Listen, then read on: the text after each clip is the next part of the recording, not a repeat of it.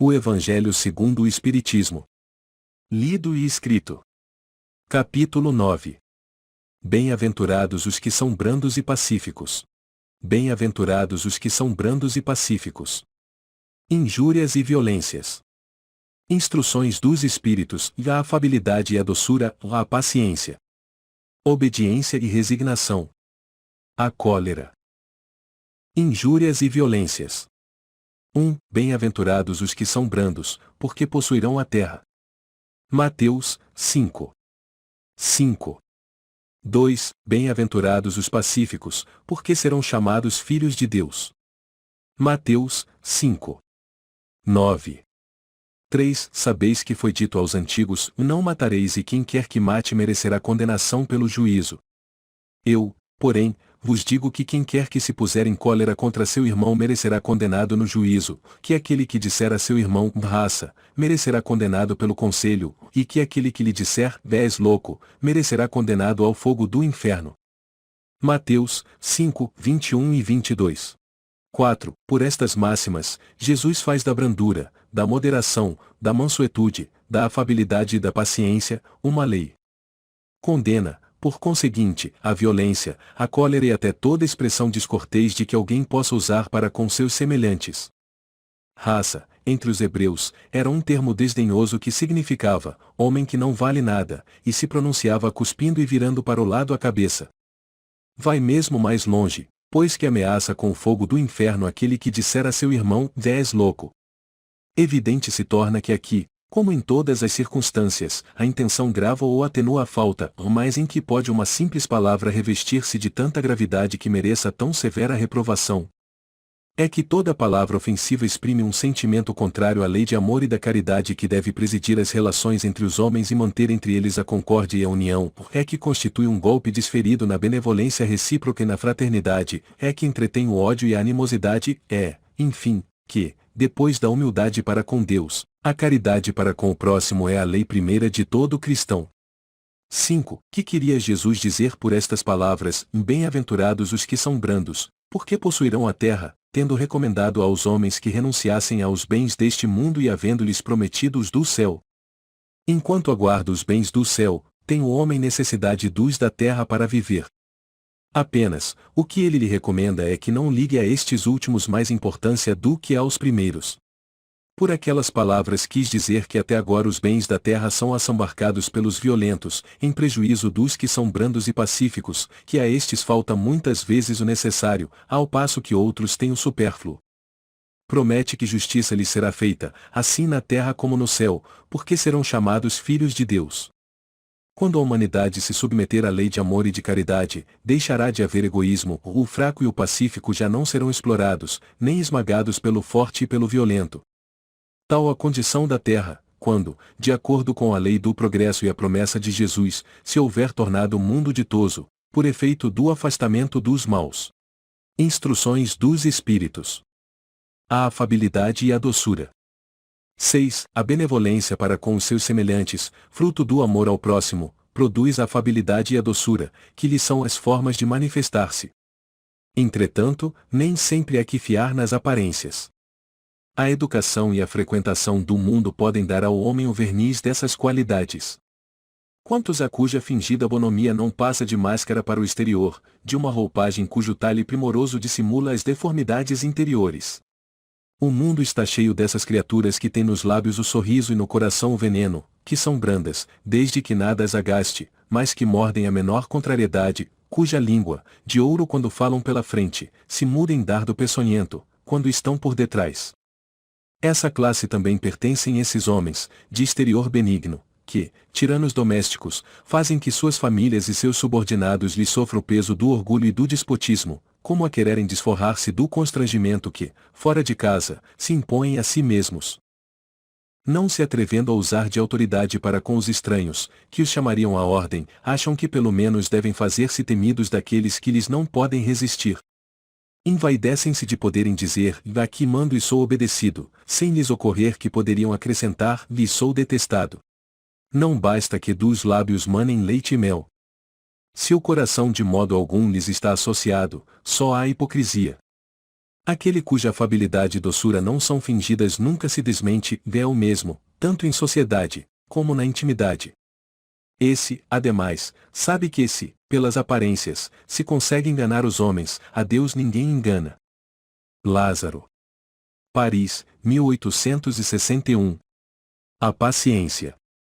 7. A dor é uma bênção que Deus envia a seus eleitos, não vos aflijais, pois, quando sofrerdes, o antes, bendizei de Deus onipotente que, pela dor, neste mundo, vos marcou para a glória no céu. Sede pacientes. A paciência também é uma caridade e deveis praticar a lei de caridade ensinada pelo Cristo, enviado de Deus. A caridade que consiste na esmola dada aos pobres é a mais fácil de todas. Outra há, porém, muito mais penosa e, conseguintemente, muito mais meritória, a de perdoarmos aos que Deus colocou em nosso caminho para serem instrumentos do nosso sofrer e para nos porem à prova a paciência. A vida é difícil, bem o sei. Compõe-se de mil nadas, que são outras tantas picadas de alfinetes, mas que acabam por ferir.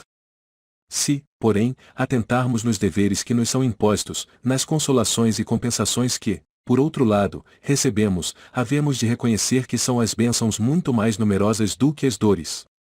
O fardo parece menos pesado, quando se olha para o alto, do que quando se curva para a terra fronte. Coragem, amigos! Tendes no Cristo o vosso modelo. Mais sofreu ele do que qualquer de vós e nada tinha de que se penitenciar, ao passo que vós tendes de espiar o vosso passado e de vos fortalecer para o futuro. Sede, pois, pacientes, sede cristãos. Essa palavra resume tudo. Um espírito amigo. Havre, 1862. Obediência e resignação. 8. A doutrina de Jesus ensina, em todos os seus pontos, a obediência e a resignação, duas virtudes companheiras da doçura e muito ativas, se bem os homens erradamente as confundam com a negação do sentimento e da vontade. A obediência é o consentimento da razão ou a resignação é o consentimento do coração, forças ativas ambas, porquanto carregam o fardo das provações que a revolta insensata deixa cair. O pusilânime não pode ser resignado, do mesmo modo que o orgulhoso e o egoísta não podem ser obedientes. Jesus foi a encarnação dessas virtudes que a antiguidade material desprezava. Ele veio no momento em que a sociedade romana perecia nos desfalecimentos da corrupção. Veio fazer que, no seio da humanidade deprimida, brilhassem os triunfos do sacrifício e da renúncia carnal. Cada época é marcada, assim, com o cunho da virtude ou do vício que a tem de salvar ou perder. A virtude da vossa geração é a atividade intelectual, o seu vício é a indiferença moral. Digo, apenas, atividade, porque o gênio se eleva de repente e descobre, por si só, horizontes que a multidão somente mais tarde verá, enquanto a atividade é a reunião dos esforços de todos para atingir um fim menos brilhante, mas que prova a elevação intelectual de uma época. Submetei-vos à impulsão que vimos dar aos vossos espíritos, obedecei à grande lei do progresso, que é a palavra da vossa geração. Ai do espírito preguiçoso, ai daquele que cerra o seu entendimento. Ai dele! Porquanto nós, que somos os guias da humanidade em marcha, e aplicaremos o látego e lhe submeteremos a vontade rebelde, por meio da dupla ação do freio e da espora. Toda resistência orgulhosa terá de, cedo ou tarde, ser vencida. Bem-aventurados, no entanto, os que são brandos, pois prestarão dócil ouvido aos ensinos. Lázaro. Paris, 1863. A cólera. 9. O orgulho vos induz a julgar-vos mais do que sois, a não suportardes uma comparação que vos possa rebaixar, a vos considerardes, ao contrário, tão acima dos vossos irmãos, quer em espírito, quer em posição social, quer mesmo em vantagens pessoais, que o menor paralelo vos irrita e aborrece. Que sucede então? Entregai-vos à cólera. Pesquisai a origem desses acessos de demência passageira que vos assemelham ao bruto, fazendo-vos perder o sangue frio e a razão, pesquisai e, quase sempre, deparareis com orgulho ferido. Que é o que vos faz repelir? Coléricos, os mais ponderados conselhos, se não o orgulho ferido por uma contradição? Até mesmo as impaciências, que se originam de contrariedades muitas vezes pueris, decorrem da importância que cada um liga à sua personalidade, diante da qual entende que todos se devem dobrar. Em seu frenesi, o homem colérico a tudo se atira, à natureza bruta, aos objetos inanimados, quebrando-os porque lhe não obedecem. Se nesses momentos pudesse ele observar-se a sangue frio, ou teria medo de si próprio, ou bem ridículo se acharia. Imagine ele por aí que impressão produzirá nos outros. Quando não fosse pelo respeito que deve a si mesmo, cumpria-lhe esforçar-se por vencer um pendor que o torna objeto de piedade. Se ponderasse que a cólera nada remedeia, que lhe altera a saúde e compromete até a vida, reconheceria ser ele próprio a sua primeira vítima. Outra consideração, sobretudo, devera contê-lo, a de que torna infelizes todos os que o cercam. Se tem coração, não lhe será motivo de remorso fazer que sofram os entes a quem mais ama? E que pesar mortal se, num acesso de fúria, praticasse um ato que houvesse de deplorar toda a sua vida. Em suma, a cólera não exclui certas qualidades do coração, mas impede se faça muito bem e pode levar à prática de muito mal. Isto deve bastar para induzir o homem a esforçar-se pela dominar. O espírita, ademais, é concitado a isso por outro motivo, o de que a cólera é contrária à caridade e à humildade cristãs. Um espírito protetor. Bordeaux, 1863. 10. Segundo a ideia falsíssima de que lhe não é possível reformar a sua própria natureza, o homem se julga dispensado de empregar esforços para se corrigir dos defeitos em que de boa vontade se compraz, ou que exigiriam muita perseverança para serem extirpados. É assim, por exemplo, que o indivíduo, propenso a encolerizar-se, quase sempre se desculpa com o seu temperamento. Em vez de se confessar culpado, lança a culpa ao seu organismo, acusando a Deus, dessa forma, de suas próprias faltas. É ainda uma consequência do orgulho que se encontra de permeio a todas as suas imperfeições. Indubitavelmente, temperamentos a que se prestam mais que outros a atos violentos, como a músculos mais flexíveis que se prestam melhor aos atos de força. Não acrediteis, porém, que aí resida a causa primordial da cólera e persuadi-vos de que um espírito pacífico, ainda que num corpo bilioso, será sempre pacífico, e que um espírito violento, mesmo num corpo linfático, não será brando, somente a violência tomará outro caráter.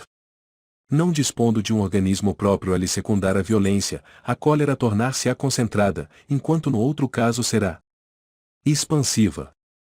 O corpo não dá cólera àquele que não na tem, do mesmo modo que não dá os outros vícios. Todas as virtudes e todos os vícios são inerentes ao espírito. A não ser assim, onde estariam o mérito e a responsabilidade? O homem deformado não pode tornar-se direito, porque o espírito nisso não pode atuar, mas pode modificar o que é do espírito, quando o quer com vontade firme. Não vos mostra a experiência, a vós espíritas, até onde é capaz de ir o poder da vontade, pelas transformações verdadeiramente miraculosas que se operam sob as vossas vistas? Compenetrai-vos, pois, de que o homem não se conserva vicioso, senão porque quer permanecer vicioso, ou de que aquele que queira corrigir-se sempre o pode. De outro modo, não existiria para o homem a lei do progresso. Hahnemann. Paris, 1863.